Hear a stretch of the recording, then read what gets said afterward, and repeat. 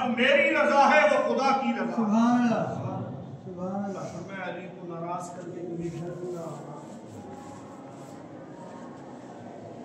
और उधर आलम क्या था, सैयदा तैयबा ताहिरा कुछ ला रही थी मौला अली के लिए रज़ियल्लाहु अन्हु।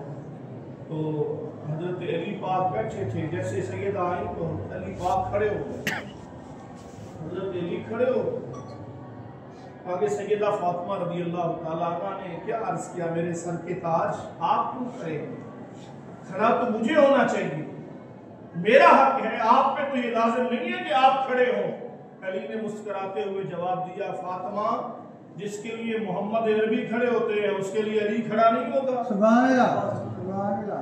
जब सैयदा फातिमा आती थी तो आपके मेरे आका खड़े हो जाते थे। किसी ने कहा था, आका आप फातिमा बेटी के लिए खड़े होते हैं, कोई बाप भी भला बेटी का इस्तकबाल करता है?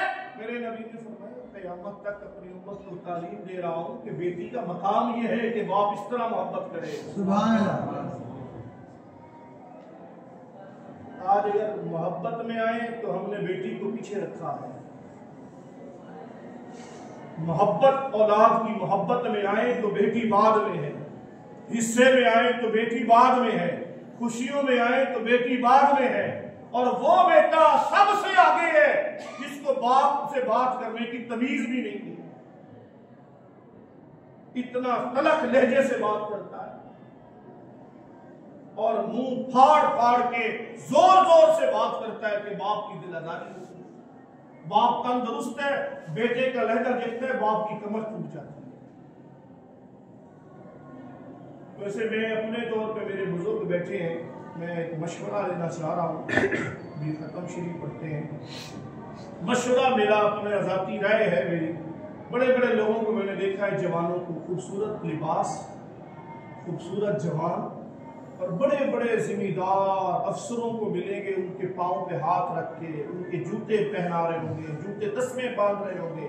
मैंने एक दिन बंदे से पूछा, मैंने कहा यार ये बता, इतने बड़े मलिक साहब को तो मिल रहा था, तेरे माँ बाप हैं?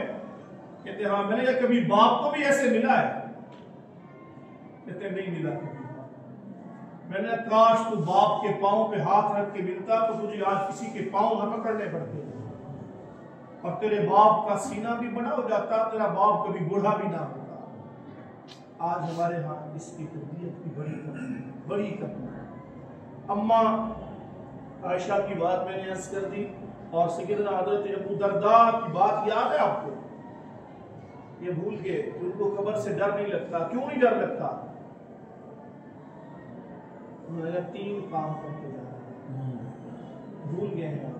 सुभान अल्लाह, सुभान अल्लाह। एक अल्लाह रसूल को राजी, दूसरा माँ बाप को राजी, और तीसरा सारी जिंदगी मैंने हलाल खाया। सुभान अल्लाह। हलाल खाने में जो मजा है ना, हराम से तो बेहतर है भूखे सो जाए। सुभान अल्लाह। और ऐसी नींद आएगी आपको जिंदगी में कभी ऐसी नींद ही नहीं मैसर। सुभान अल्लाह। तो ये 3 काम, लेकिन एक काम एक और भी है। हमारे यहाँ रिवाज है, आपका हमारा रिवाज, माशरा सिस्टम एक ही है कि जब बंदा बीमार हो जाए तो देखते हैं बुजुर्ग खड़े हो ना, ऊपर देख लेते हैं कि यार इसकी हालत अब जो है मौत के आसार मेरे ख्याल तोड़े पास कहनी फिर रिवाज है, साढ़े पास रहे सुभान अल्लाह। हर जगह पे सरेगा ना सी चलो और कुरान पढ़े ताकि तलखी मौत की सख्ती को बचो। लेकिन मैंने एक हदीस देखी और मुझे बड़ा ताज्जुब हुआ, इससे भी बड़ा काम एक सूरत यासीन, सूरत रहमान, सूरत मुल्क, ये पढ़वाने से भी एक काम बड़ा और है। और वो क्या काम है जो इससे भी बड़ा है? हजरत सैयद मंगवा रहे हैं, ये क्या करना चाहते हैं? तो जैसे ऊँटनी आई ना आपके सामने लाई गई तो आपने हिम्मत के साथ उठ के बैठे, ऊँटनी के आगे हाथ लोगों की धाड़े ना। ये कुरान के लिए तो बंदा बदलवाते हैं, ना कहते हैं मुझे कुरान सुनाओ, ना कहते हैं सूरत सुनो। ऊँटनी के आगे हाथ जोड़ के क्या कह रहे हैं? देखिए तुम मेरी सवारी हो, मैंने तुम पे सवारी की, सामान उठाया, लेकिन कहीं भूल कर जिंदगी में कभी तुझे मैंने देर से चारा डाला हो, یا دیر سے تجھے میں نے گھاس ڈالا ہو، پانی پلانے میں کہیں تاخیر ہو گئی، کسی کے ساتھ زیادتی ہو گئی ہے، کسی کی غیبت کر بیٹھے ہو، کسی کی دل آزاری کر بیٹھے ہو، کسی قسم کی بھی کوئی زیادتی ہو گئی ہے، تو اس کا بہترین حل یہ ہے کہ دنیا سے جاؤ تو اس سے معافی مانگو۔ اور پھر آخری لفظ میرے آگے ہے، قاری صاحب ان کو کہیں دسترخوان ہے تو بچھوائیں دسترخوان ہے، اندر ہی لنگر دے دے